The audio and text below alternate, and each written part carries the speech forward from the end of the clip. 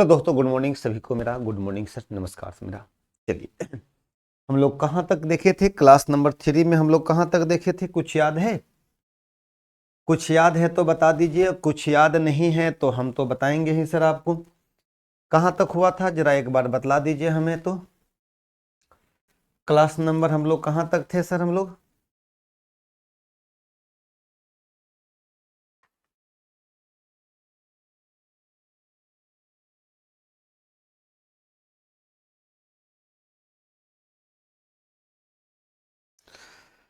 Class number हम लोग थे सर 3 में, के बाद हम लोग 4 नंबर में देखेंगे। खुल नहीं रहा है, क्या बात है सर? क्या बात है, खुल नहीं रहा है? क्लास नंबर 4 आप लोगों की होगी।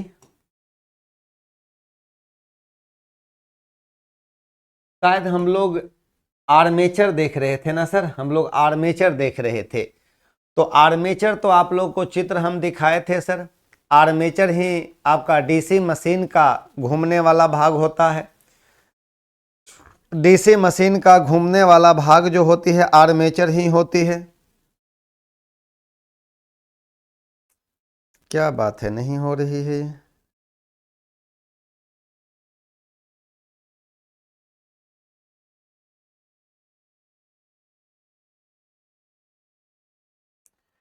आर्मेचर का प्रतिरोध कम होता है, लगभग 1 ओम के अप्रोक्सीमेट होती है। आर्मेचर में स्लॉट्स कटे होते हैं, उसी स्लॉट्स में, उसी खांचों में क्या किया जाता है? कॉपर की बाइंडिंग किया जाता है, उसी खांचों में बाइंडिंग होती है। इसके बाद में हम लोग यहाँ पर देखें,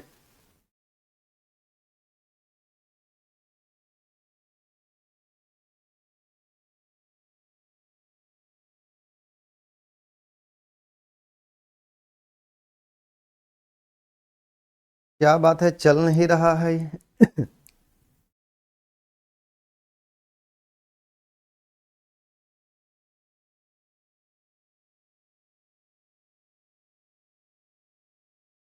आर्मेचर, आर्मेचर चल रही थी ना सर, मेरा खुल नहीं रहा है सर, क्या बात है? Armature,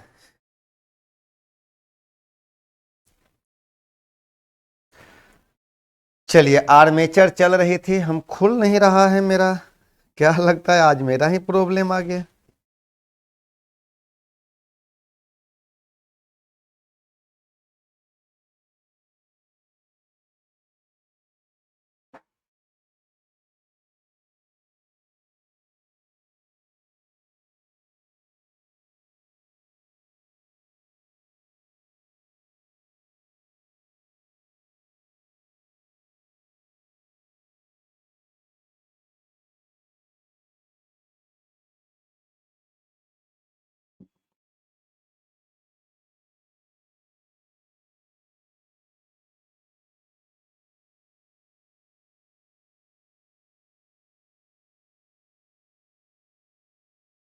armature,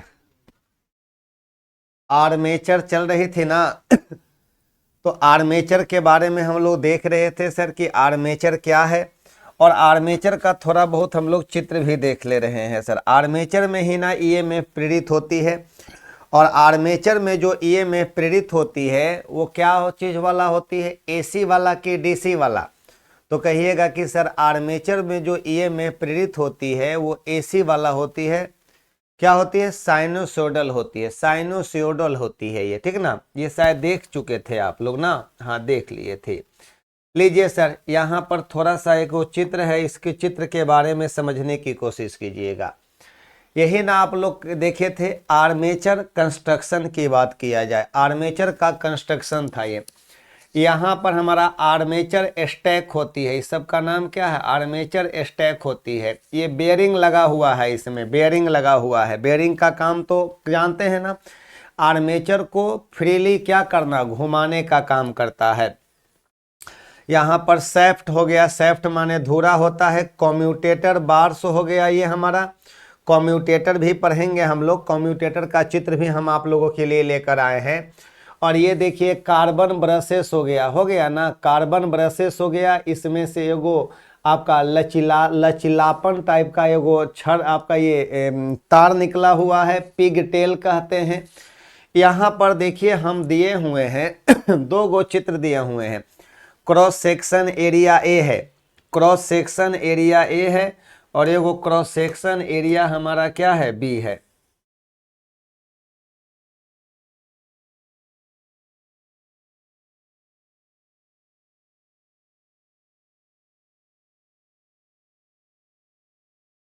cross section area A है, क्रॉस सेक्शन एरिया बी है, ठीक ना। हाँ, अब ध्यान दीजिएगा, यहाँ पर हमारा साइड ए क्रॉस सेक्शन एरिया और साइड आपका cross section area side view है। ये फील्ड पोल हुआ, ये कौन पोल हुआ, फील्ड पोल हुआ। आर्मेचर क्वाइल इन स्लॉट्स, स्लॉट्स में आर्मेचर का क्वाइल है, यही हमारा आर्मेचर है ना। इसमें जो खांचा कटा होता है उसी में हमारा क्या है, क्वाइल है। और आर्मेचर क्वाइल क्या चीज का होता है, ये तो ये कॉपर का होता है। क्या चीज का होता है, ये कॉपर का होती है। तो कहिएगा कॉपर का, सीयू का बाइंडिंग क्वाइल होती है, इसमें क्वाइल स्थापित की जाती है। कॉपर के क्वाइल इसमें हम लोग स्थापित करते हैं, कॉपर का क्वाइल हम लोग स्थापित करते हैं। यही ना कॉम्यूटेटर हो गया, इसी का नाम है कॉम्यूटेटर। इसका काम क्या है, तो कहिएगा रेक्टिफायर होती है। कहिएगा डीसी मशीन का रेक्टिफायर होती है, रेक्टिफायर होती है ये, ठीक ना। यही हमारा बाइंडिंग होती है, यही बाइंडिंग आर्मेचर का ये कोर होती है, यही हमारा सैफ्ट होती है, यही सैफ्ट होती है। यही कहानियां आपको देखनी है। कल आप लोग कार्बन ब्रशेस के बारे में देख लिए थे, देखे थे ना कार्बन ब्रशेस के बारे में। लीजिए सर, एक और चित्र छोटा सा लाए हैं हम, एक और चित्र लाए हैं। देखिए इस चित्र को स्पष्ट कर दिया गया है। ये कहिएगा कि ये हमारा सैफ्ट हो गया, आर्मेचर का सैफ्ट हो गया, ये धुरा हो गया, ठीक ना, धुरा हो गया। और इसी के साथ ना बेयरिंग रहता है, इसको कम्यूटेटर बार्स कहिएगा, कम्यूटेटर बार कहिएगा। और इसी कम्यूटेटर पर किसका दबाव रहता है, कौन सटा रहता है, तो कार्बन ब्रशेस रहती है। यहाँ पर बाइंडिंग क्वाइल होती है, देखिए बाइंडिंग किया हुआ है ना, बाइंडिंग क्वाइल, और वार्निश से आपका एथी कर दिया जाता है, इंसुलेटेड कर दिया जाता है। आर्मेचर का स्टैक हुआ, ये आर्मेचर स्टैक हो गया, ये आर्मेचर का स्लॉट हो गया, स्लॉट खांचा हो गया। और फिर से हम लोग यहाँ पर फिर से हम लोग वही चित्र ला कर यहाँ आपको पेस्ट कर दिए हैं। यहाँ पर ये हो गया कार्बन ब्रशेस हो गया। देखिए कार्बन ब्रशेस, यही ना कार्बन ब्रशेस, इसमें से एगो लचीलापन तार निकला हुआ है, और उसके बाद में इस पर स्प्रिंग है। और ये दबाव किस पर देता है, कम्यूटेटर पर दबाव दिए रहता है, कम्यूटेटर पर दबाव देता है ये, ठीक ना। फिर से हम एगो छोटा सा और चित्र, नहीं सर यहाँ पर चित्र तो नहीं ना है, अब नहीं है, अब यहाँ पर अब चित्र हमारे पास नहीं रहा। अब लीजिए, तो ये आप लोग देख लिए थे सर, ये सारी बातें आप लोग चेकआउट कर लिए थे। जरा एक बार हम आपका पीडीएफ देख लेते हैं सर। चलिए, टर्मिनल बॉक्स भी देख लिए थे आप लोग। यहाँ पर आर्मेचर के बारे में देख रहे थे। आर्मेचर, इससे उत्पन्न ईएमएफ ऐसी प्रवृत्ति की होती है जो कम्यूटेटर द्वारा डीसी में परिवर्तित की जाती है। अब हम लिखने जा रहे हैं, आर्मेचर कुंडली सामान्यतः कॉपर के बने होते हैं, ठीक ना। आर्मेचर में ही ईएमएफ उत्पन्न होती है जो ऐसी प्रवृत्ति की अर्थात साइनसोइडल होती है। क्या होती है, साइनसोइडल होती है। अब हम लोग यहाँ कम्यूटेटर के बारे में देखने जा रहे हैं। Commutator, commutator, COMMUTATOR, TATOR, commutator कहते हैं। ध्यान दीजिएगा सर, कम्यूटेटर के लिए जितनी बातें हम बता रहे हैं वो सब की सब बातें कम्यूटेटर के लिए इंपॉर्टेंट बातें रहेगी ठीक ना। हाँ, आकार कैसा होता है, वृत्ताकार होता है। कहा जाए कि सबसे पहली बात तो बता दीजिए आकार कैसा होता है, तो आकार बराबर वृत्ताकार, आकार बराबर कहिएगा वृत्ताकार होती है, सर्कुलर होती है, सर्कुलर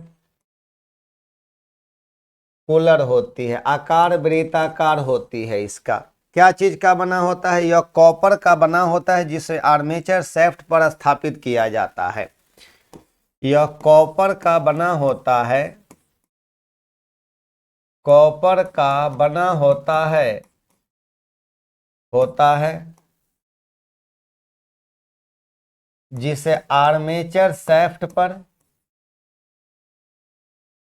जिसे आर्मेचर शाफ्ट पर स्थापित किया जाता है, जिसे आर्मेचर शाफ्ट पर स्थापित किया जाता है, जिसे आर्मेचर शाफ्ट पर स्थापित किया जाता है। चलिए सर, यह कॉपर का बना होता है जिसे आर्मेचर शाफ्ट पर स्थापित किया जाता है। इसका कार्य क्या है? आर्मेचर में उत्पन्न ईएमएफ को, एसी प्रवृत्ति वाली ईएमएफ को कहिएगा डीसी के रूप में बाह्य परिपथ को प्रदान करना होता है। डीसी के रूप में बाह्य परिपथ को प्रदान करना होता है। कहिएगा कि सर यह कॉपर का बना होता है जिसे आर्मेचर शाफ्ट पर स्थापित किया जाता है। इसका कार्य क्या है? तो इसका कार्य के बारे में बड़ी इंपॉर्टेंट चीज है, हम लिखवाने जा रहे हैं कार्य। तो कहिएगा कि ये किसका काम हो गया कि आर्मेचर में उत्पन्न ईएमएफ को, यहां ध्यान दीजिएगा सर, आर्मेचर में उत्पन्न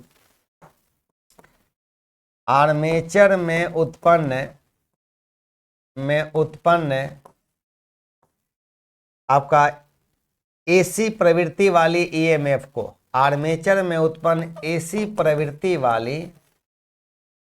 प्रवृत्ति वाली ईएमएफ को, ईएमएफ वही हमारा एसी वोल्टेज को, ठीक ना, एसी प्रवृत्ति वाली ईएमएफ को डीसी में परिवर्तित करना, को डीसी में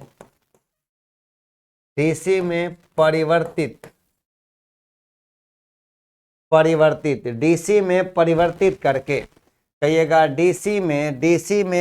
डीसी के रूप में बाह्य परिपथ को प्रदान करना, डीसी के रूप में परिवर्तित करके,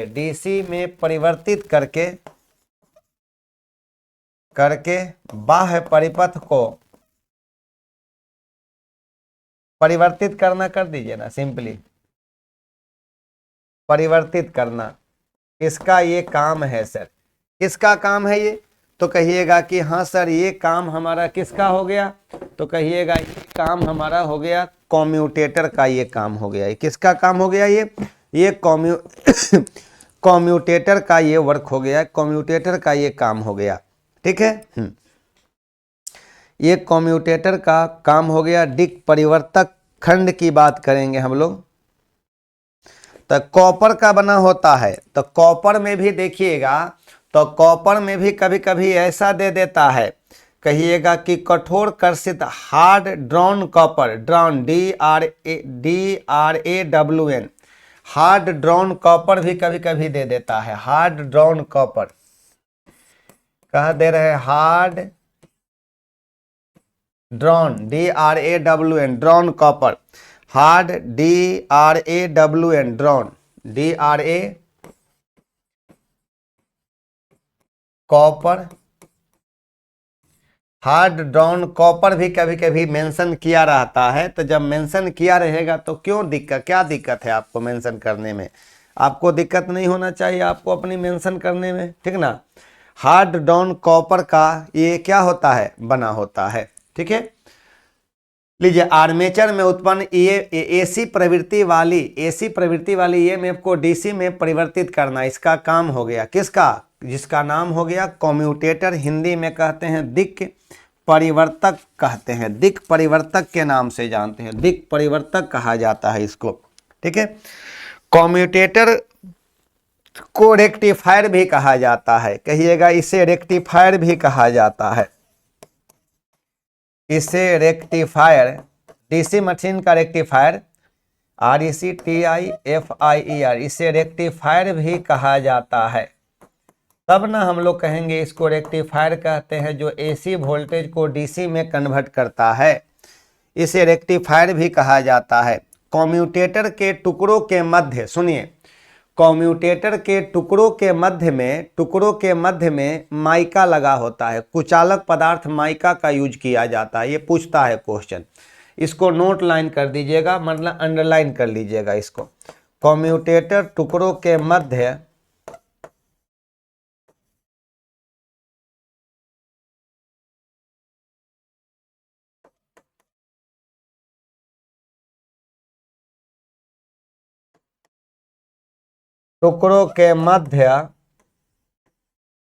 कम्यूटेटर टुकड़ों के मध्य कुचालक पदार्थ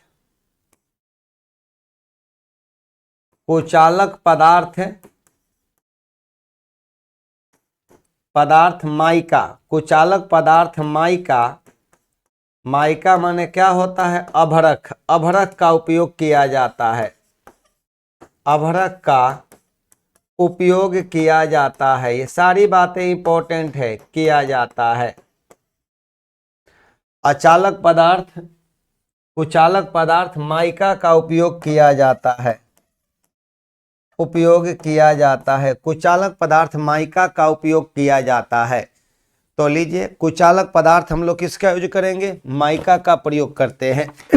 कुचालक पदार्थ माइका का उपयोग किया जाता है।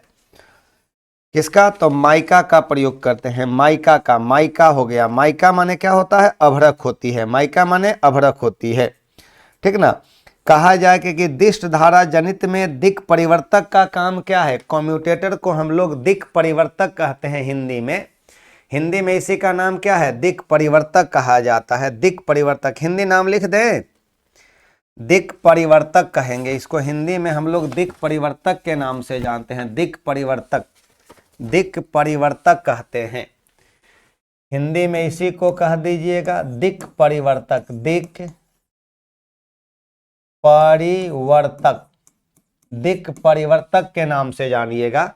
आकार वृत्ताकार होती है। इसका काम क्या है सर? इसका काम है डीसी जनरेटर में कम्यूटेटर का मुख्य काम एसी को डीसी में बदलने का है, और डीसी मोटर में कम्यूटेटर का काम है डीसी को एसी में बदलना। तो ये जनरेटर में हो गया हमारा, ठीक ना। जनरेटर के लिए हो गया। इसे रेक्टिफायर भी कहा जाता है। यहाँ पर इसको रेक्टिफायर के नाम से भी जानते हैं। कम्यूटेटर टुकड़ों के मध्य कुचालक पदार्थ माइका का उपयोग किया जाता है। किसका? माइका का प्रयोग करते हैं हम लोग। माइका का इस्तेमाल करते हैं। माइका का प्रयोग किया जाता है इसमें। चलिए आगे बढ़ जाते हैं हम लोग। अब यहाँ पर आगे आ जाते हैं हम लोग। अब सर यहाँ पर एक चीज देखिएगा, यहाँ पर अगली बात हम यहाँ लिखने जा रहे हैं। प्रत्येक कम्यूटेटर सेगमेंट का एक सिरा उठा होता है। हर एक कम्यूटेटर का एक सिरा क्या होता है? उठा होता है। लिखने जा रहे हैं प्रत्येक कम्यूटेटर सेगमेंट का प्रत्येक कम्यूटेटर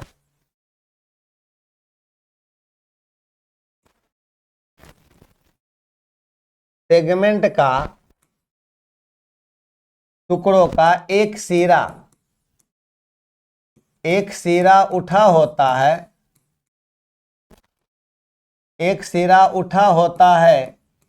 प्रत्येक कम्यूटेटर सेगमेंट का एक सिरा उठा होता है। जिसे राइजर या लग्स कहा जाता है। जिसका नाम क्या होगा? राइजर। जिसे राइजर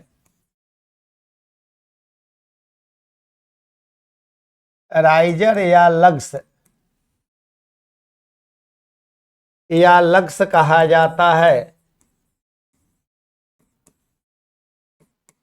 जिसे राइजर या लग्स कहा जाता है। क्या बोलते हैं सर? राइजर या लग्स के नाम से जाना जाता है। जिसे राइजर या लग्स कहा जाता है। जिसे आर्मेचर कॉइल के सिरों पर जोड़ा जाता है। जिसे आर्मेचर कॉइल के सिरों से जोड़ा जाता है। जिसे आर्मेचर कॉइल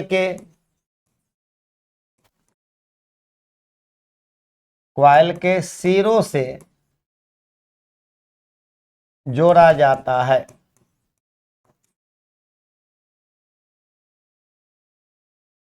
चलिए, यही तो कहानी है सर। जिसे आर्मेचर कॉइल के सिरों से जोड़ा जाता है।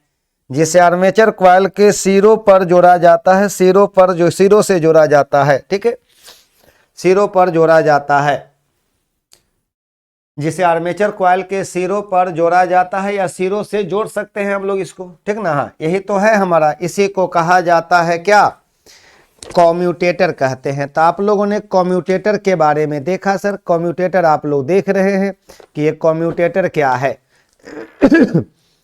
कॉम्यूटेटर राइजर, उठा हुआ सिरा होता है ये, ठीक ना। हाँ, आकार वृत्ताकार होता है, जो हार्ड ड्रॉन तांबे की मोटी पत्तियों को बेकेलाइट के आधार पर कस दिया जाता है, ठीक है ना।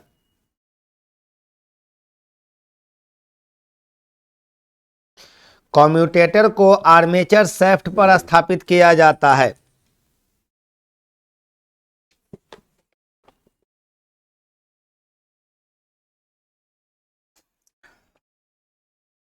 चलिए आगे आ जाते हैं। ये लिखिए सर, यहां पर बातों को आप समझ लीजिए एक बार।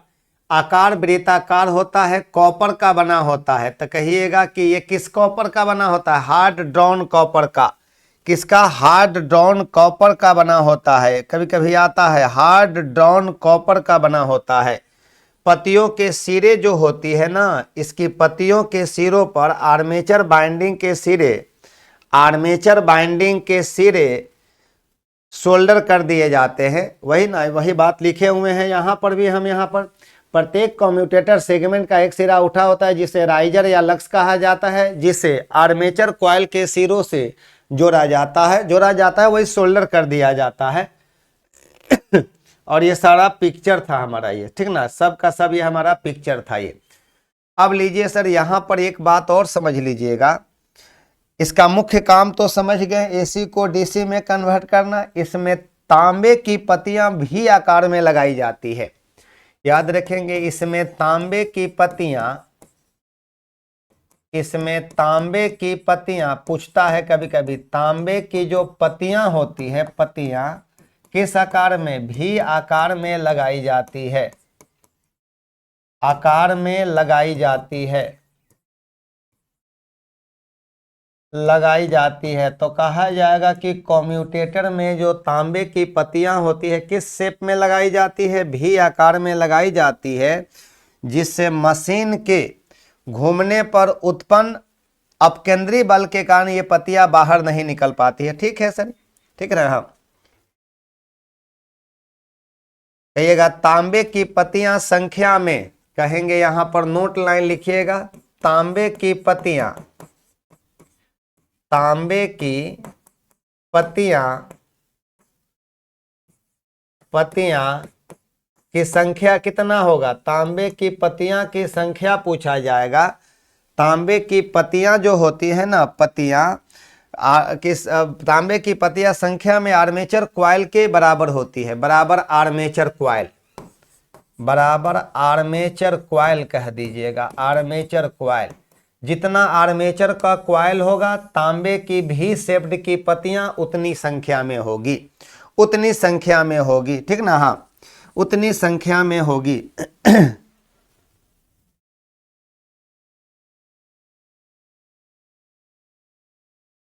चलिए, अब हो गया यहां पर। अब आपसे कह दिया जाएगा कि कम्यूटेटर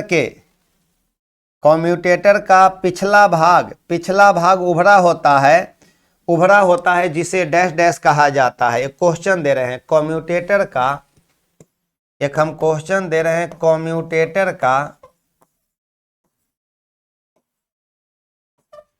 पिछला भाग उठा होता है,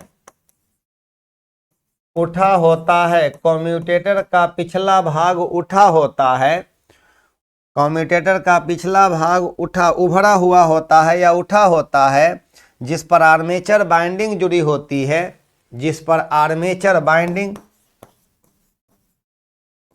जिस पर आर्मेचर बाइंडिंग, जिस पर आर्मेचर बाइंडिंग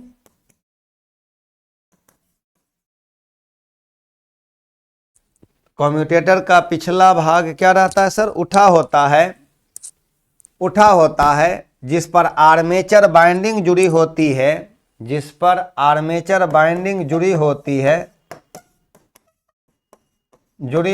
है डैश डैश कहलाता है। क्या कहलाता है सर? कहलाता है, डैश डैश कहलाता है। चलिए आंसर डायरेक्ट बता दीजिएगा, आप लोग डायरेक्ट ही आंसर बतला दीजिएगा।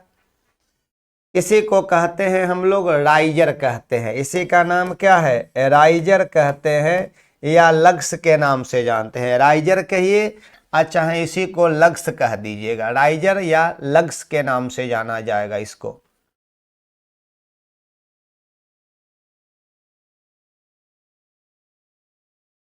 कहिएगा।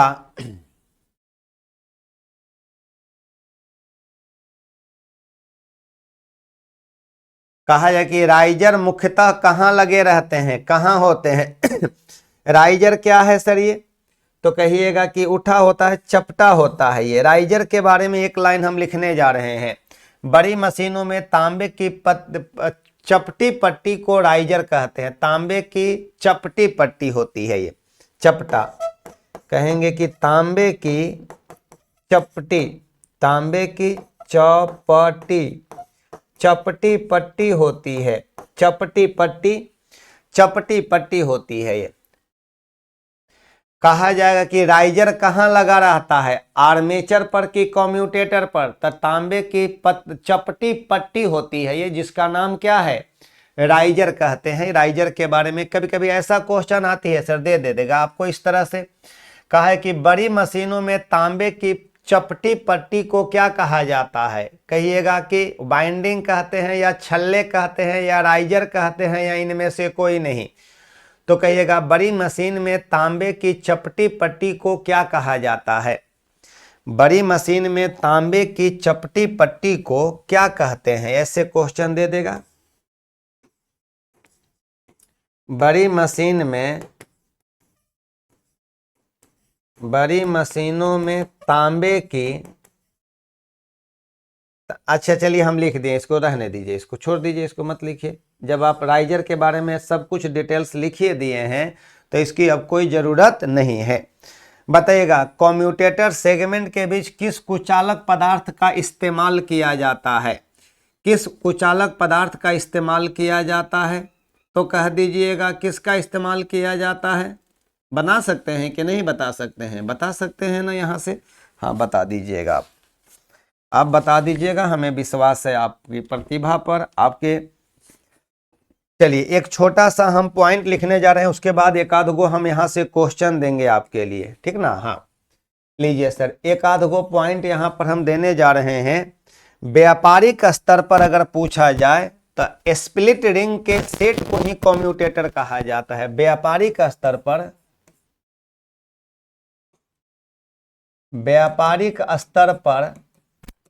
स्प्लिट रिंग के सेट को, स्प्लिट रिंग के सेट को, व्यापारिक स्तर पर स्प्लिट रिंग के सेट को कम्यूटेटर कहा जाता है।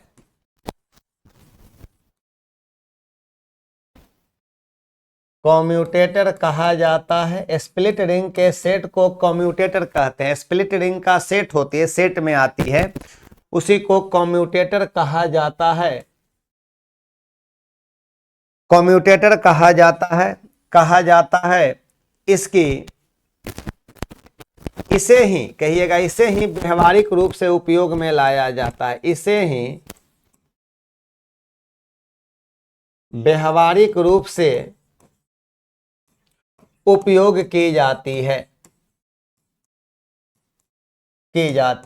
स्प्लिट रिंग के सेट को ही हम लोग क्या बोलते हैं? कम्यूटेटर कहते हैं। शायद चित्र में ये दिखाया गया था, देखिए चित्र में हम आ जाते हैं, बैक पर आ जाते हैं, थोड़ा चित्र की ओर आ जाते हैं सर हम लोग, थोड़ा सा हम लोग चित्र की ओर आ जाते हैं।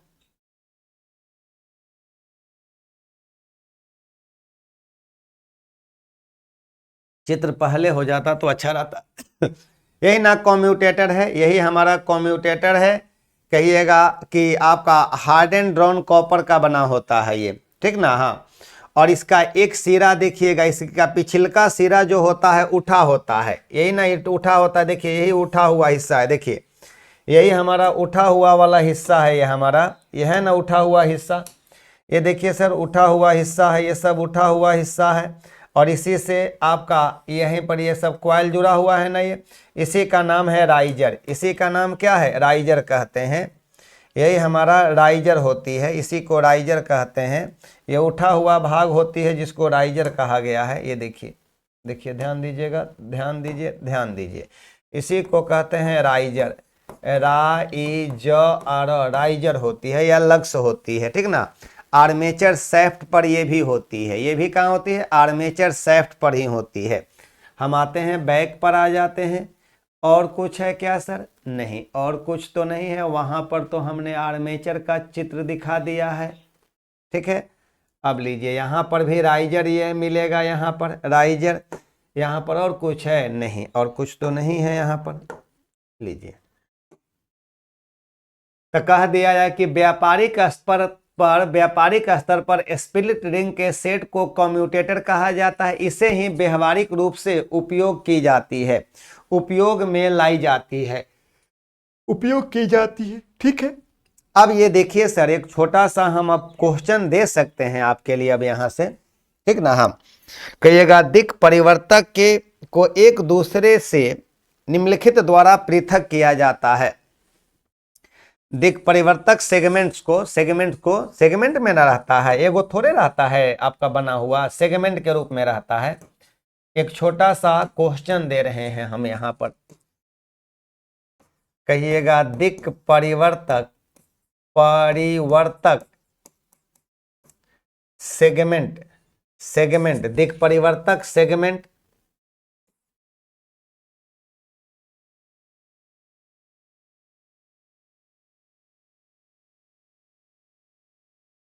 सेगमेंट का मतलब होता है खंड को एक दूसरे से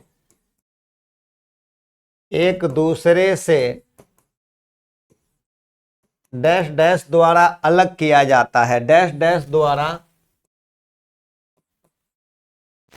अलग किया जाता है, अलग किया जाता है, डैश डैश द्वारा अलग किया जाता है, पृथक किया जाता है।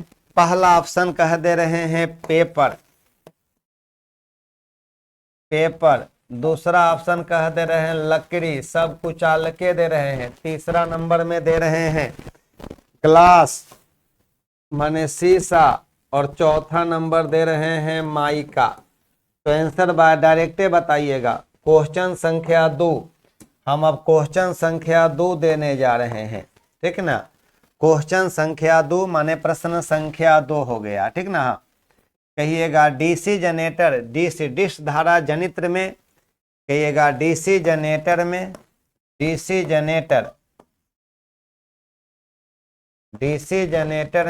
कम्यूटेटर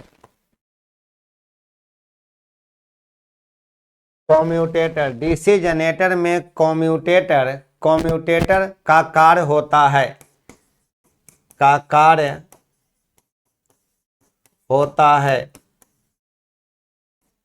कम्यूटेटर का कार्य होता है। पहला ऑप्शन कह रहे हैं, पहला ऑप्शन कहिएगा एसी को डीसी में परिवर्तित करना, एसी को डीसी में परिवर्तित करना। दूसरा नंबर डीसी को एसी में परिवर्तित करना। तीसरा नंबर एसी को एसी में परिवर्तित करना, ये भी कह सकते हैं एसी को एसी में, कहिएगा कि आर्मेचर से धारा संग्रहित करना, ये भी कर लीजिएगा, आर्मेचर से धारा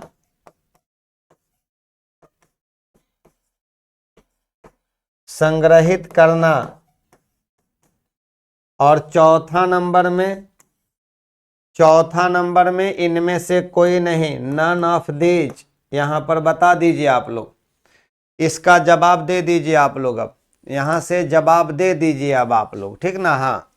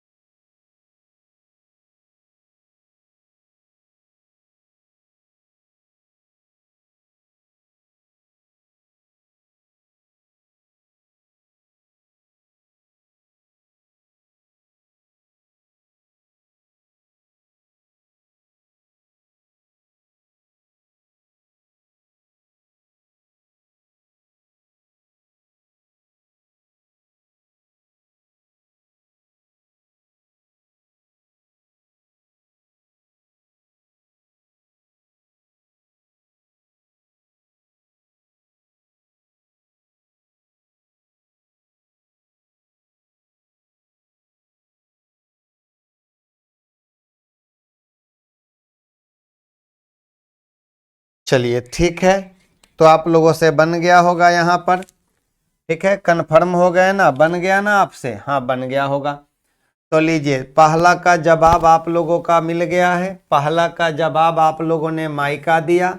दूसरा का दावा जवाब, डीसी जनरेटर में कम्यूटेटर का काम क्या है, हमने बताया है यहाँ पर। देखिए, डीसी जनरेटर में कॉपर का, यह कॉपर का बना होता है, लेकिन कॉपर में भी क्या बोलिएगा, हार्ड ड्रॉन कॉपर, क्या बोलिएगा, हार्ड ड्रॉन कॉपर का बना होता है, जिसे आर्मेचर शाफ्ट पर स्थापित किया जाता है। तो ये लीजिए, यहाँ पर क्या है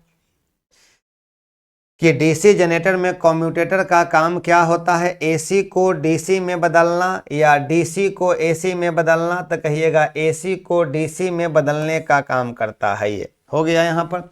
जरा एक बार कमेंट्स आपका पढ़ लें हम, एक बार आपके कमेंट्स को हम पढ़ लेते हैं।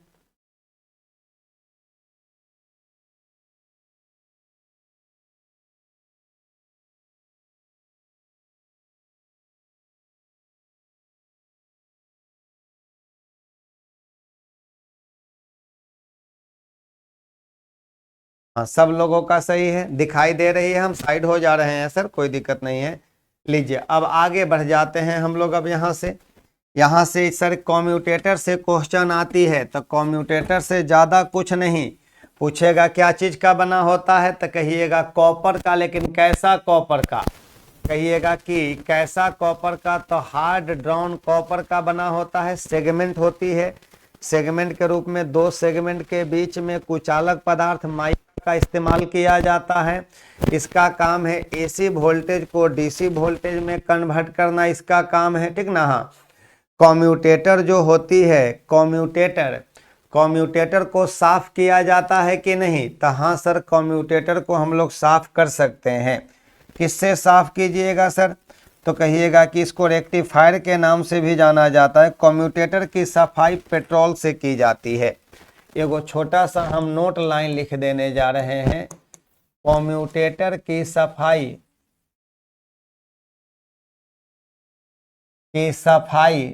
सफाई पेट्रोल से की जाती है। पानी से कहेगा, पेट्रोल से कहेगा, तो कौन मारिएगा, पेट्रोल से की जाती है, पेट्रोल से की जाती है, पेट्रोल से की जाती है। कम्यूटेटर की सफाई किससे की जाती है, पेट्रोल से की जाती है पेट्रोल से की जाती है। तांबे की पत्ती का आकार इसमें कैसा होता है, तो कहिएगा इसमें तांबे की पत्ती का आकार जो होती है भी शेप्ड होती है। अब हम कह देंगे कि डीसी जनरेटर में, अब यहाँ पर एक और प्रश्न हम यहाँ देने जा रहे हैं, बता दीजिएगा, डीसी जनरेटर में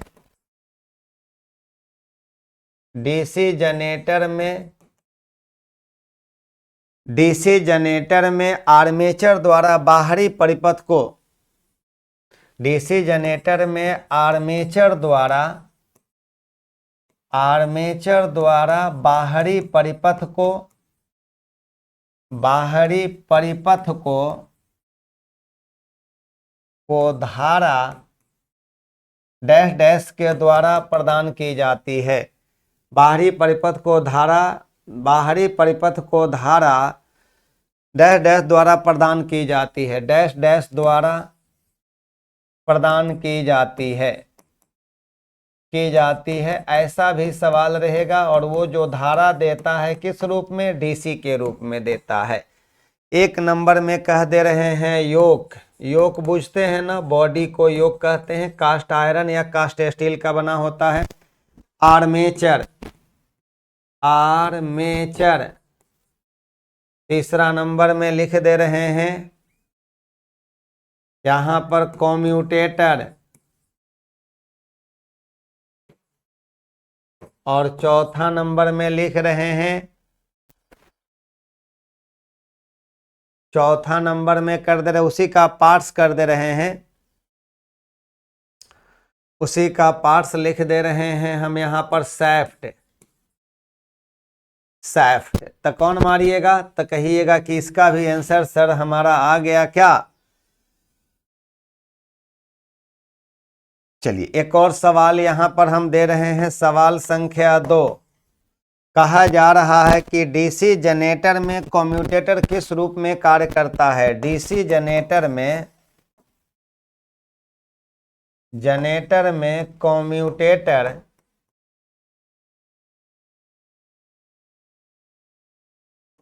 डैश डैश के रूप में वर्क करता है, कार्य करता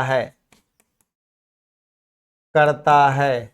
चलिए सर, डैश डैश के रूप में कार्य करता है। पहला नंबर क्या हो गया, तो पहला नंबर में कह दीजिएगा एन एम्पलीफायर,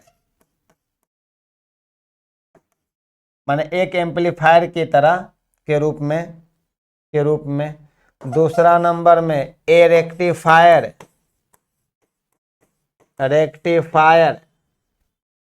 तीसरा नंबर में कहिएगा एन ऑसिलेटर, माने दोलित्र के रूप में। और चौथा नंबर में कह दीजिएगा ए रेसिस्टेंस।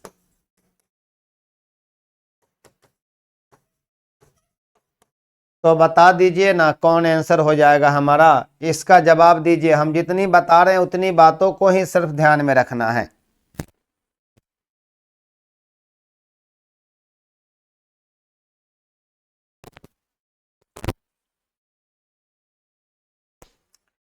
चलिए सर सवाल संख्या 3 करें कि डीसी जनरेटर में,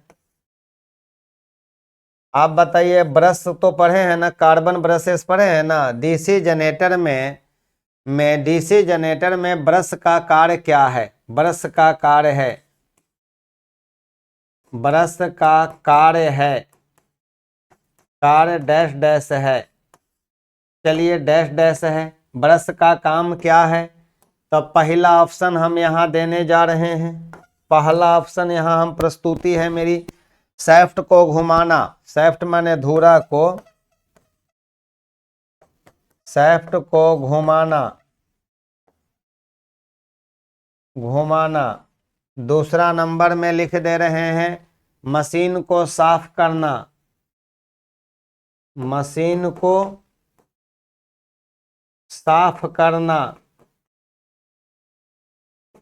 3 नंबर में धारा को कलेक्ट करना, धारा को क्या करना सर, संचित करना, कलेक्ट करना।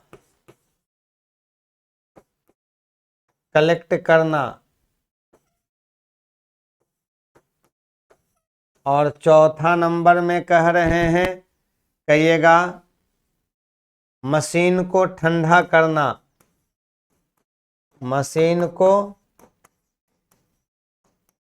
ठंडा करना। और जवाब आप लोग दीजिए तीनों का जवाब। अब हम क्वेश्चन नहीं देंगे, अब हाँ अब आगे बढ़ेंगे हम अब। ठीक है सर, बताइएगा क्या होगा यहाँ पर।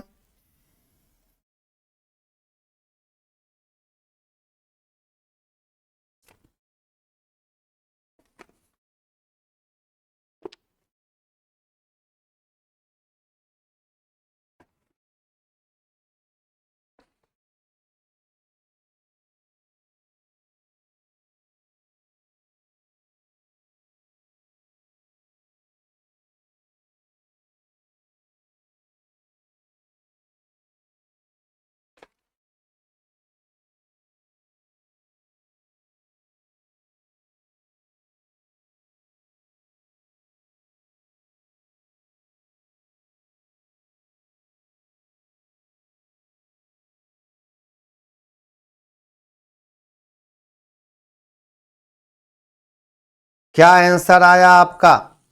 तो लीजिए पहला का क्या आ गया सर? दूसरा नंबर है। तो पहला का बता दीजिएगा। डीसी जनरेटर में आर्मेचर द्वारा बाहरी परिपथ को धारा डैश डैश द्वारा प्रदान की जाती है। तो कम्यूटेटर के माध्यम से प्रदान किया जाता है। किसके माध्यम से? कम्यूटेटर। किस रूप में? डीसी के रूप में। तब पहला का क्या हो गया सर? सी। डीसी जनरेटर में कम्यूटेटर डैश डैश के रूप में काम करता है। तो कहिएगा ए रेक्टिफायर के रूप में। ए रेक्टिफायर आपका एन ए तो समझ ही रहे हैं ना, इंग्लिश तो थोड़ा बहुत जानते होंगे सर ना ना, वॉवेल के साथ एन। और यहाँ पर पहला, दूसरा, तीसरा का सी कह रहे हैं। तीसरा में क्या कह रहा है? डीसी जनरेटर में ब्रश का कार्य क्या है? धारा को कलेक्ट करना। कार्बन ब्रशेस का काम है धारा को कलेक्ट करना, इसका काम है। तो यहां से इस तरह से प्रश्न पूछी जाती है। ठीक है, यहां से ऐसे प्रश्न से ऐसे ऐसे प्रश्न आते रहते हैं। अब हम लोग लिखते हैं पोल के बारे में हम लोग पढ़ते हैं। सबसे पहले पोल के बारे में सबसे पहले थोड़ा बहुत पढ़ लेते हैं हम लोग। पोल, ये लीजिए सर, पोल क्या है? पोल का मतलब होता है ध्रुव। ध्रुव का मतलब पोल होती है। आप लोग जनरेटर में देखें ना, नॉर्थ पोल साउथ पोल होती है। तब पोल का काम क्या है? तो कहिएगा पोल जो होती है ये चुंबकीय ध्रुव होता है जो चुंबकीय क्षेत्र उत्पन्न करता है। ये चुंबकीय ध्रुव होती है जो चुंबकीय क्षेत्र उत्पन्न करता है। ठीक ना? हाँ, चुंबकीय ध्रुव होती है जो चुंबकीय क्षेत्र उत्पन्न करता है। कहिएगा यह चुंबकीय ध्रुव होती है, चुंबकीय ध्रुव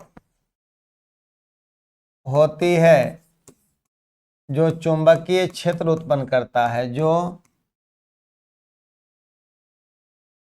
चुंबकीय क्षेत्र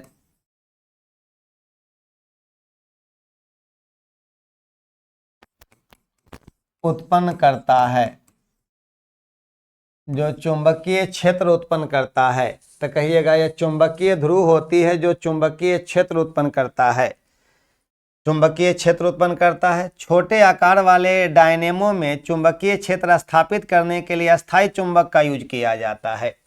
कहिएगा कि छोटे आकार के जनरेटर, हम यहाँ लिख देने जा रहे हैं, छोटे आकार के जनरेटर जिसको डायनेमो कहते हैं, छोटे आकार वाले डायनेमो में, छोटे आकार के डायनेमो में, छोटे आकार के वाले, छोटे आकार के, छोटे आकार का जनरेटर डायनेमो में, छोटे आकार के जनरेटर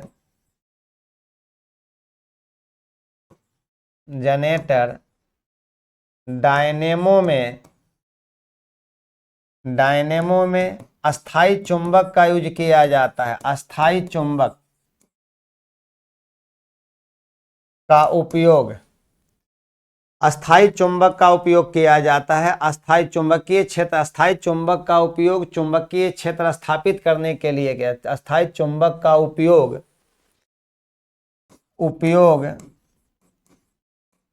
अस्थायी चुंबक का उपयोग चुंबकीय क्षेत्र स्थापित करने के लिए,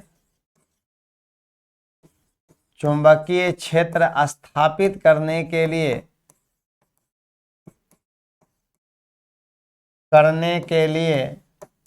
किया जाता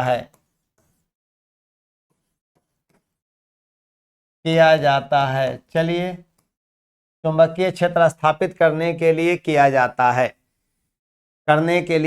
जाता है, ठीक है, चुंबकीय क्षेत्र स्थापित करने के लिए किया जाता है। परंतु बड़े आकार के वाले जनरेटर में, कहिएगा कि बड़े आकार के जनरेटर में इस काम के लिए बताइएगा फील्ड पोल का प्रयोग किया जाता है। कौन पोल का? फील्ड पोल का प्रयोग किया जाता है।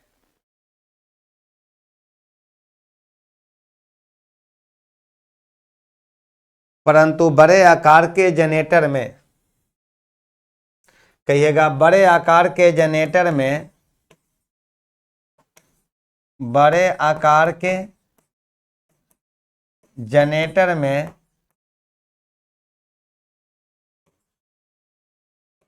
फील्ड पोल का उपयोग किया जाता है। फील्ड पोल का उपयोग किया जाता है। किया जाता है, फील्ड पोल का उपयोग किया जाता है। किस पोल का? फील्ड पोल का प्रयोग करेंगे हम लोग। क्या चीज का सर? फील्ड पोल का उपयोग किया जाता है।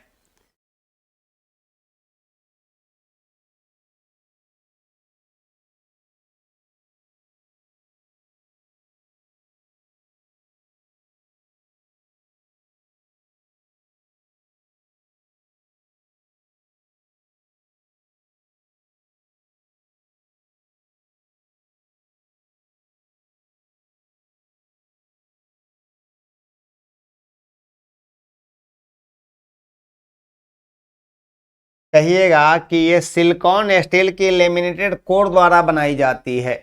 कहिएगा फील्ड पोल जो होती है ना, फील्ड पोल जो होती है, फील्ड पोल, बहुत नोट लाइन कर दीजिएगा इसको। इसको हम नोट लाइन कर दे रहे हैं सर, यहाँ पर फील्ड पोल नोट लाइन के रूप में देने जा रहे हैं। फील्ड पोल जो होती है, फील्ड पोल जो होती है सिलिकॉन स्टील की, क्या चीज की सर? सिलिकॉन स्टील की लेमिनेटेड कोर द्वारा बनाई जाती है। सिलिकॉन स्टील की, सिलिकॉन स्टील की, स्टील की लेमिनेटेड, लेमिनेटेड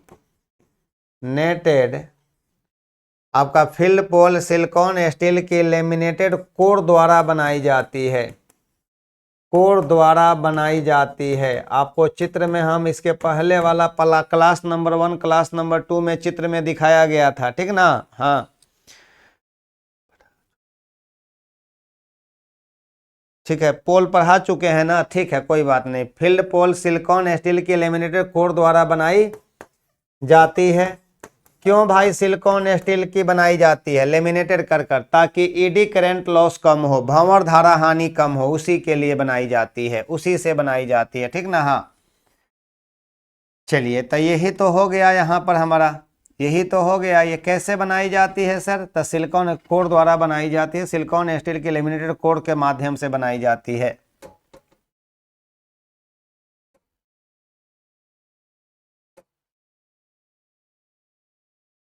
चलिए अब हम लोग आ जाते हैं,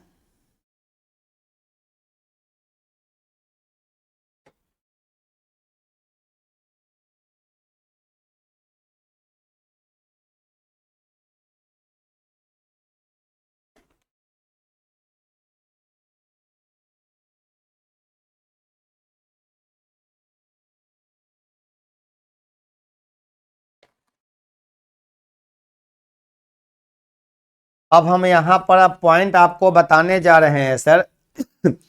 आप लोगों ने बताया कि हमारा आर्मेचर का जो कोर, आपका आर्मेचर में जो स्लॉट्स कटा होता है, उस स्लॉट्स में हमारा क्या रहता है? उस खांचा में क्या चीज? कॉपर तार की बाइंडिंग होती है, कॉपर तार की बाइंडिंग होती है। तो यहाँ पर हम लोग कहेंगे कि ये बाइंडिंग दो तरह का होता है।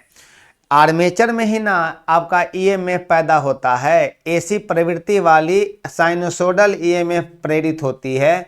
तो हम कह सकते हैं यहाँ पर आर्मेचर का बाइंडिंग अब देखने जा रहे हैं, आर्मेचर बाइंडिंग। तो डीसी जनरेटर में निम्न दो प्रकार की बाइंडिंग स्थापित किया जाता है, जो एसी का बाइंडिंग होती है। डीसी का बाइंडिंग नहीं है, किसका बाइंडिंग है? एसी का बाइंडिंग है। वो छोटा सा हम क्वेश्चन देकर इस जगह को भर लेने दीजिए सर, हमें छोटा सा एक क्वेश्चन देकर हमें इस जगह को भर लेने दीजिए। थोड़ा अच्छा नहीं लग रहा है सर, अच्छा थोड़ा नहीं लग रहा है, क्योंकि जगह भर जाएगा ना तो थोड़ा देखने सुनने में अच्छा लगेगा। क्योंकि भाई देखिए, आप दुबले पतले हैं तो देखने में अच्छे नहीं लगिएगा, और दुबले पतले नहीं हैं तो कहिएगा अच्छे लगिएगा, मोटे ताजे रहिएगा, ठीक ना? हाँ कहिएगा डिस्ट धारा जनित में आर्मेचर डैश डैश का बना होता है। ऐसा सवाल आसान सा दे रहे हैं। डिस्ट धारा मशीन, कहिएगा डिस्ट धारा मशीन का आर्मेचर, डीसी मशीन M/C करे का आर्मेचर, आर्मेचर डैश डैश का बना होता है, का बना होता है। आप लोगों का ट्रेड का टेस्ट तुरंत हम शुरू कर रहे हैं, तुरंत ही आप लोगों का ट्रेड का टेस्ट शुरू करेंगे सर। ये पहला नंबर सिलिकॉन स्टील, पहला नंबर में सिलिकॉन स्टील कर दे रहे हैं। दूसरा नंबर में कह रहे हैं ढलवा लोहा,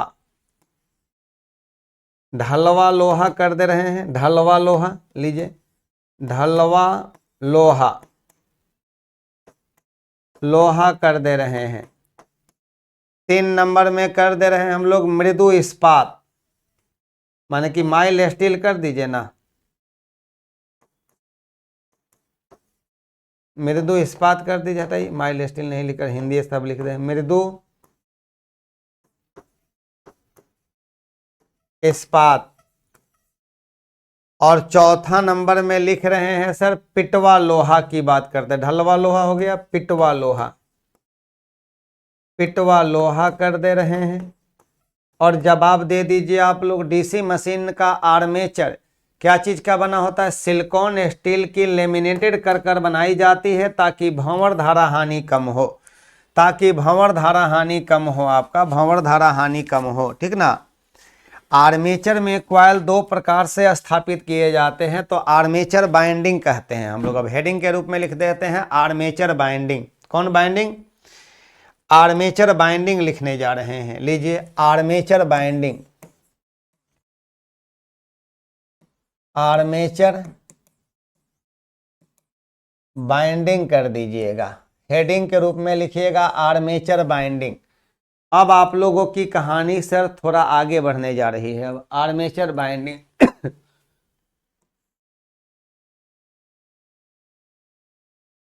आराम से पढ़िए, बहुत आसान चीज है। आप लोग बहुत घबराते हैं, आप लोग बहुत घबराते हैं कि सर ट्रेड ट्रेड ट्रेड, यही ना ट्रेड है सर, यही ट्रेड है, इसी को ट्रेड कहा जाता है। तो क्या है ट्रेड? क्या है सर? तो ट्रेड जो है ना साइंस ही है, trade is a science, experimental science है ये, ट्रेड एक्सपेरिमेंटल साइंस है। और ट्रेड को थोड़ा सा अगर कॉन्शियस रहते हैं आप तो ट्रेड बहुत आसान चीज है। लेकिन सर देखते हैं कि मार्केट में ट्रेड का गोड़ हाथ तोड़ कर लोग बैठा दिए हैं, देख चला ऐसे, देख चला ऐसे, देखो वैसे, वैसे फलाना चिलाना। कुछ नहीं सर, कुछ नहीं है। भाता जब नशा चढ़ जाता है नौकरी लेने का तो सारा दुनिया फीकी पड़ जाती है, सारा खुशी हम लोगों के लिए कम पड़ जाती है। कब? जब हम लोगों को लग जाता है कि अब हमें नौकरी लेनी है तो लेनी है। लीजिए आगे बढ़ जाते हैं हम लोग यहाँ पर। तो आपसे कहेंगे कि डीसी जनरेटर में निम्न 2 प्रकार की आर्मेचर बाइंडिंग प्रयोग की जाती है। तो कहिएगा डीसी जनरेटर में 2 प्रकार की, लिख दे रहे हैं डीसी जनरेटर में, ये डीसी का बाइंडिंग होगा। डीसी जनरेटर में निम्न 2 प्रकार की बाइंडिंग, 2 प्रकार की बाइंडिंग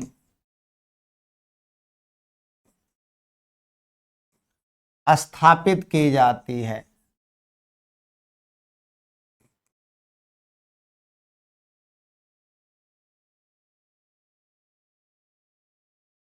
स्थापित की जाती है। डीसी जनरेटर में निम्न 2 प्रकार की बाइंडिंग स्थापित की जाती है। कौन कौन सा बाइंडिंग? तो कहिएगा कि जी सर जी, एक का नाम है आपका लैप बाइंडिंग और एक का नाम है वेव बाइंडिंग। तो क्वेश्चन पूछेगा कि लैप बाइंडिंग और वेव बाइंडिंग किस बाइंडिंग के अंतर्गत आता है? एसी बाइंडिंग, डीसी बाइंडिंग, या दोनों, या इसमें से कोई नहीं? तो कहिएगा कि ये हमारा डीसी बाइंडिंग है। तो 1 नंबर में कह दीजिएगा lap, LAP, lap binding, lap binding कह दीजिएगा। और 2 नंबर में सर वेव बाइंडिंग कर दीजिएगा। वेव का मतलब होती है तरंग, कभी कभी शुद्ध हिंदी में भी दे देता है तरंग कुंडली, बाइंडिंग कर दीजिएगा। ठीक है, 2 गो बाइंडिंग, दोनों डीसी बाइंडिंग में आता है। और सबसे पहला नंबर हम उठाकर पटक देते हैं, सबसे पहला नंबर उठाकर हम पटक देते हैं सर कौन सा बाइंडिंग? तो कहिएगा कि लीजिए ना सर, सबसे पहले हम लिख देते हैं लैप बाइंडिंग, लैप बाइंडिंग कह देते हैं। लैप बाइंडिंग क्या है सर? ये लीजिए लैप बाइंडिंग की बात में हम लोग आ जाते हैं सर। लैप बाइंडिंग का और बहुत तरह तरह का नाम भी है हमारा। इसे पैरेलल बाइंडिंग के नाम से भी जानते हैं। कौन बाइंडिंग कहते हैं? तो इसको पैरेलल बाइंडिंग के नाम से भी जानते हैं। या मल्टीपल करंट बाइंडिंग भी कहा जाता है। किसको? लैप को। लैप बाइंडिंग को इसे पैरेलल बाइंडिंग या मल्टीपल करंट बाइंडिंग भी कहते हैं। ये थोड़ा सा चेंज कर देते हैं कॉलर। इसे पैरेलल बाइंडिंग या मल्टीपल करंट बाइंडिंग भी कहा जाता है, या मल्टीपल करंट बाइंडिंग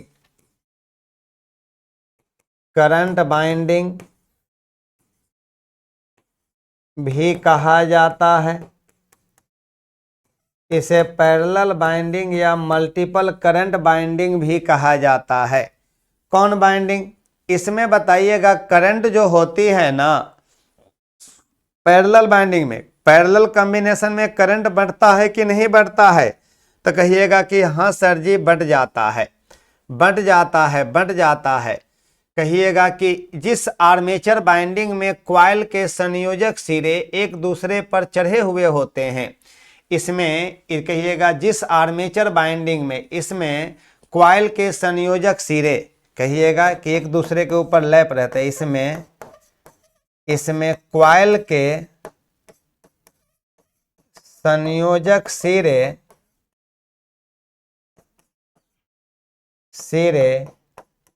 एक दूसरे के ऊपर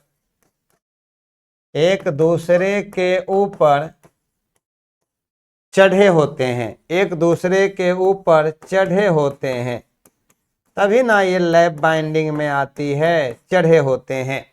इसमें कॉइल के संयोजक सिरे एक दूसरे के ऊपर चढ़े हुए होते हैं, एक दूसरे के ऊपर चढ़े हुए थे। Lap and wave, lap binding, wave binding, हाँ दो गो बाइंडिंग होती है, चढ़े होते हैं।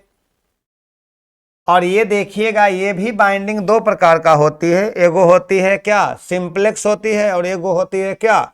एक होती है आपका मल्टीप्लेक्स लैप बाइंडिंग होती है। बताएंगे आगे बताएंगे, अभी पहले इसके बारे में समझ लीजिए, नहीं तो आप लोग उसी में उलझ जाइएगा। अभी कहिएगा इसमें समानांतर मार्गों की संख्या ध्रुव की संख्या के बराबर होती है। बड़ी इंपॉर्टेंट पॉइंट है। इसमें समानांतर मार्गों की संख्या माने कि A बराबर P मिलेगा। आगे A माने क्या? समानांतर मार्गों की संख्या ध्रुव की संख्या के बराबर होती है। बहुत इंपॉर्टेंट पॉइंट। कहिएगा इसमें समानांतर मार्गों की संख्या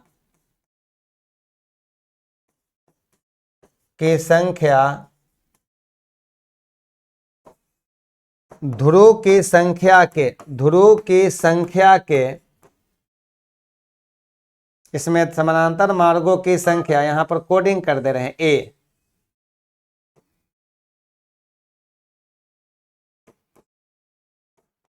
ध्रुव की संख्या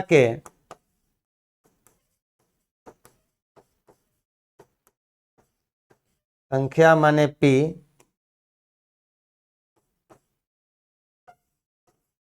के बराबर होती है।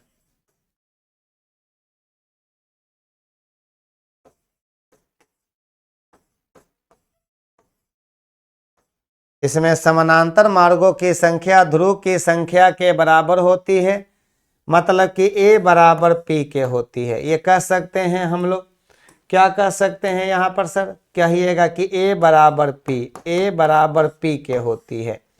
इसमें A और P बराबर होती है। इसमें समानांतर मार्गों की संख्या ध्रुव की संख्या के बराबर होती है। सब लोगों का आया ना सर? सही से लीजिए आगे बढ़ जाते हैं हम लोग। अब यहाँ पर इसमें समानांतर मार्गों की संख्या ध्रुव की संख्या के बराबर होती है। इसमें ये बातें बहुत इंपॉर्टेंट।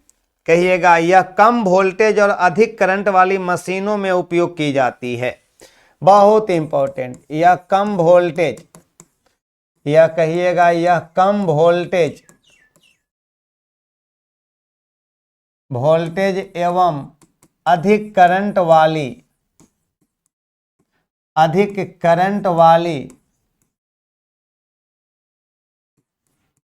या कम वोल्टेज एवं अधिक करंट वाली, अधिक धारा वाली मशीनों में उपयोग की जाती है, अधिक करंट वाली मशीनों में उपयोग की जाती है। तब बहुत इंपॉर्टेंट सर, की जाती है। तो वो कौन सा बाइंडिंग है जो कम, वो कौन सा बाइंडिंग है जो हीटर में फाइल चलेगी आज, हीटर में आज नहीं, हाँ आपका नहीं, फाइल चलेगी पार्ट 2 क्लास 2, ठीक ना। यह कम वोल्टेज एवं अधिक करंट वाली मशीनों में उपयोग की जाती है। बहुत इंपॉर्टेंट बात है। तो कहा जाएगा कि कम वोल्टेज और अधिक करंट वाली मशीनों में कौन बाइंडिंग, लैप बाइंडिंग की वेव बाइंडिंग, लैप बाइंडिंग होती है। कहिएगा, इसमें जितने पोल होते हैं करंट बदलने के उतने पैरेलल रास्ते होते हैं। इसमें जितने पोल होते हैं करंट बदलने के उतने पैरेलल रास्ते होते हैं। ये भी लिख दीजिएगा, इसमें जितने पोल होते हैं,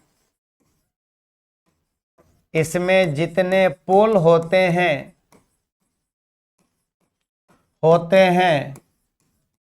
करंट बदलने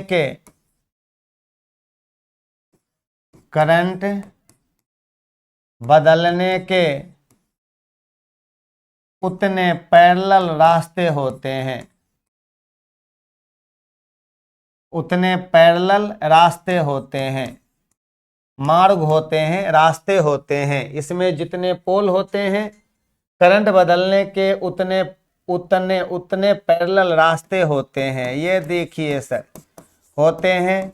और ये भी है सही बात कि रास्ते होते हैं और कुल प्रतिरोध बराबर विभाजित हो जाते हैं। और कुल प्रतिरोध क्या होता है, और कुल प्रतिरोध बराबर विभाजित होते हैं, प्रतिरोध बराबर विभाजित होते हैं। मान कि सब में रेसिस्टेंस सेम रहता है, कुल प्रतिरोध बराबर विभाजित होते हैं, बराबर विभाजित होते हैं, कुल प्रतिरोध बराबर विभाजित होते हैं। यही तो कहानी है। इसमें ब्रशों की संख्या पोल की संख्या के बराबर होती है, ये भी कह सकते हैं। इसमें ब्रशों की संख्या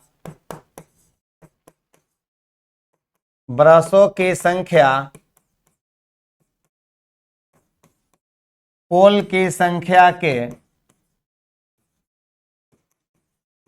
के बराबर होती है।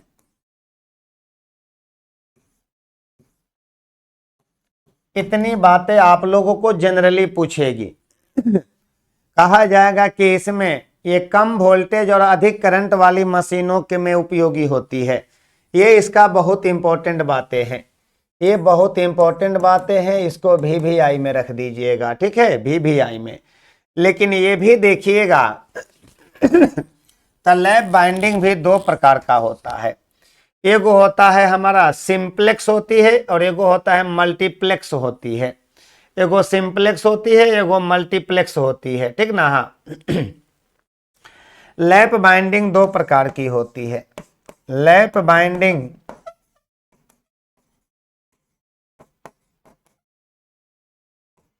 दो प्रकार की होती है।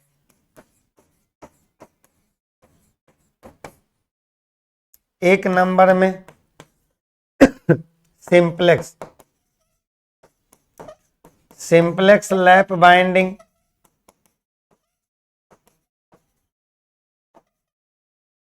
एगो सिंप्लेक्स होती है। सिंप्लेक्स लैप बाइंडिंग क्या होती है,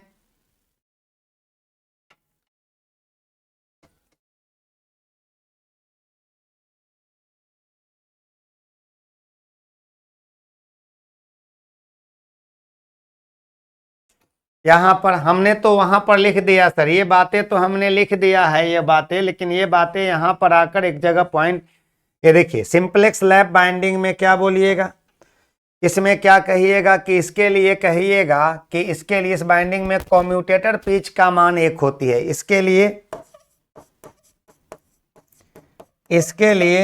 कम्यूटेटर पिच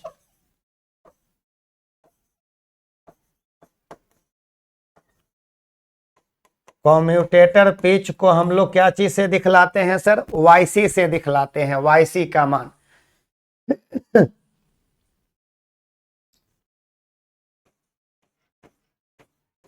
बराबर 1 होती है। इसके लिए YC का मान क्या होती है? 1 होती है।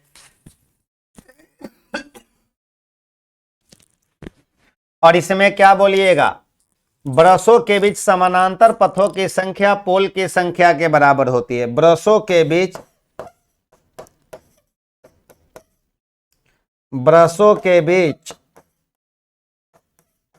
समानांतर पथों की संख्या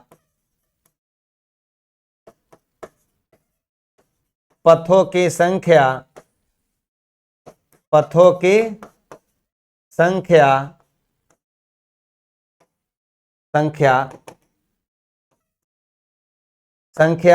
पोल की संख्या के बराबर होती है। ब्रशों के बीच समानांतर पथों की संख्या पोल की संख्या के बराबर होती है।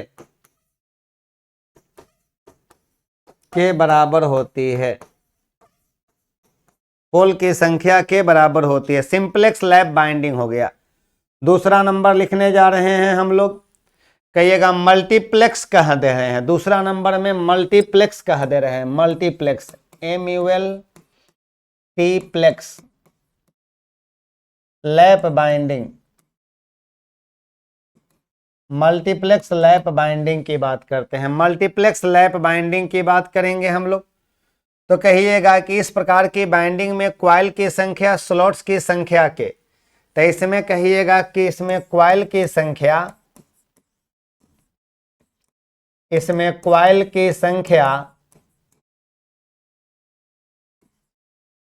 स्लॉट्स की संख्या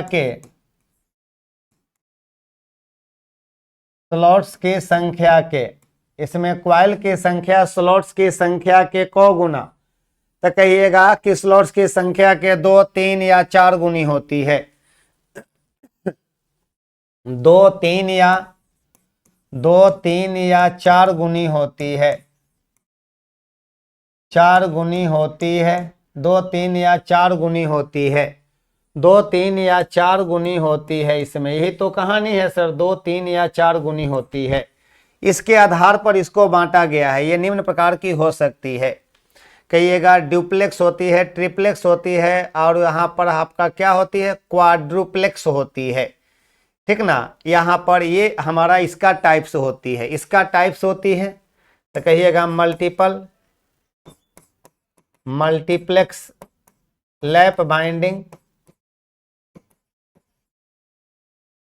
बाइंडिंग को हम लोग कह देंगे। इसके आधार पर बांटिएगा तो एक होती है क्या हमारा? कहिएगा ड्यूप्लेक्स होती है। क्या होती है? ड्यूप्लेक्स होती है। ड्यूप्लेक्स होती है 1 नंबर में। यहाँ पर या स्मॉल वाला ए रखना है कि कैपिटल वाला? यहाँ ए देखते हैं कि क्या चीज में हम दिए थे इसको।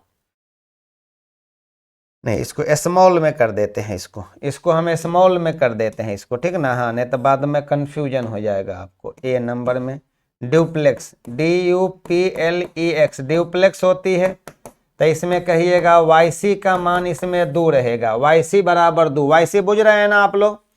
YC का मतलब होता है आपका कम्यूटेटर पिच का मान 2 रखा जाता है। कहिएगा इसमें कम्यूटेटर पिच का मान 2 रखा जाता है। इसको भी लिख दे रहे हैं। इसमें कम्यूटेटर पिच का मान, इसमें पिच का मान 2 रखा जाता है। 2 रखा जाता है। बताइएगा बी नंबर में कहिएगा ट्रिप्लेक्स की बात करते हैं। तो YC का मान 3 रखा जाता है। और कहिएगा कि 4 वाला है ना, वहां पर 4 को क्या बोलते हैं? QUARDप्लेक्स, क्वाड्रुप्लेक्स कहते हैं।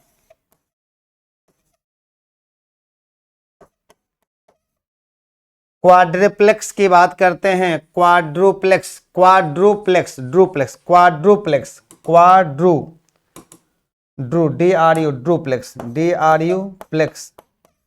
क्वाड्रुप्लेक्स में कह दीजिएगा YC का मान 4 रखा जाएगा। इसमें YC का मान इसमें कह दीजिएगा कि 4 रखा जाएगा। तो ये कहानी था हमारा किस बाइंडिंग का सर? तो लैप बाइंडिंग की कहानियां थी सर ये लैप बाइंडिंग में। तो एक बात बताइएगा, लैप बाइंडिंग कहाँ उपयोग में लाई जाती है? लैप बाइंडिंग में समानांतर पथों की संख्या डैश डैश होती है। क्वेश्चन लिख दे रहे हैं हम लोग, यहाँ पर लिख दें? नहीं सर, नहीं, रहने दीजिए। लैप बाइंडिंग में इससे मतलब नहीं रखिएगा, मेन पॉइंट हम लोग जो शुरू जो लिखे हैं ना, ये ITI लेवल के लिए यही आपका बढ़िया है, यही आपका बेटर है। जो ये लैप बाइंडिंग में लिखे हैं इसे पैरेलल बाइंडिंग या मल्टीपल करंट बाइंडिंग भी कहा जाता है। इसमें कॉइल की संख्या, इसमें कॉइल के संयोजक सिरे एक दूसरे के ऊपर चढ़े होते हैं। इसमें समानांतर मार्गों की संख्या ध्रुव की संख्या के बराबर होती है, माने A बराबर P होती है। यह कम वोल्टेज और अधिक करंट के लिए उपयोगी है। इस पर ज्यादा ध्यान दीजिएगा। इसमें जितने पोल होते हैं करंट बदलने के, उतने पैरेलल रास्ते होते हैं और कुल प्रतिरोध बराबर विभाजित होता है। कुल प्रतिरोध नहीं, कुल करंट बराबर विभाजित होती है। लो भैया, यहाँ गलती हो गया ना सर? गलती तो हो ही गया सर यहाँ पर। तो कह दीजिएगा इसमें कुल, कहिएगा इसमें कुल जो होती है, इसमें कुल करंट जो होती है, इसमें कुल करंट बराबर विभाजित होती है। देखिए हो गया ना गलती यहाँ पर? कुल करंट नहीं सर जी, कुल प्रतिरोध। अब कुल प्रतिरोध नहीं, करंट होगा। इसमें कुल, देखिए आ गया ना, पकड़ा गया, गलती हो गया था सर। इसमें कुल करंट कर दीजिएगा। देखिए गलती आ गया था ना, करंट।